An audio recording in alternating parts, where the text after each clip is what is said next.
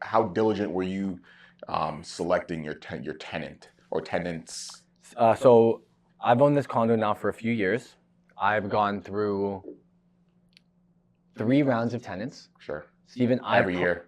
No, 3 rounds of tenants total. Got it. In the last 4 years. No, 5 years. Okay. Stephen, I have said no on each one of those. Like, sorry, not no. I've said, sorry, I will not be renting this property to you. Yeah.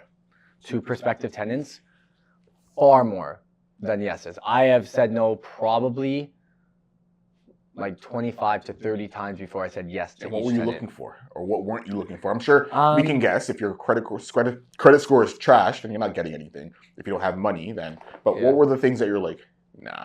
Yeah, you know what? It's not even just like what the credit score is. I want to say I actually ask like why, and like there's tenants that I've rented to where their credit score wasn't the greatest, like their score, but you got to read in between why it's not. So that's very important. Yeah, it is, and I feel like people get stereotyped, based off of their credit score, and it's not right because sometimes like how can you blame someone for a problem or like something that they've rectified 10 years ago? Right. And they're like trying to, and it's still there. And it's still there. Like it's still affecting it, right? So what I look for when I'm screening the tenants for this property, one, you got to understand what market you have the property in. And I wouldn't say that London is a tertiary market. Like it's not like a Boons, like it's not like out nowhere where there's like fucking 1,000 people. Yeah. It's an established city, but to me it's a very blue collar city. Got it. It's a working town. Working town, and the reality is that you do have to really comb through. I find blue collar areas a little bit more than like more centralized urbanized areas like Toronto. Even though you should still come through Toronto applications as well. And then what I was looking for first was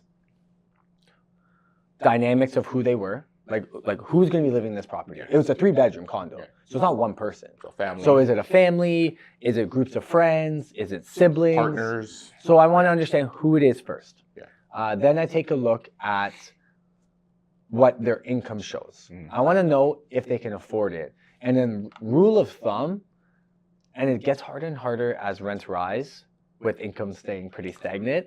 But rule of thumb is that you should probably find a tenant, Stephen, that after you subtract their housing costs, they should still, it should not eat up more than 40 to 50% of what their actual income is for the month. Right. Because they still have groceries, they still have car payments. So if they make $4,000, or if the rent is $2,000, then they should make at least $4,000 to $4,500 to $5,000 a month. a month. Correct. Right. Yeah.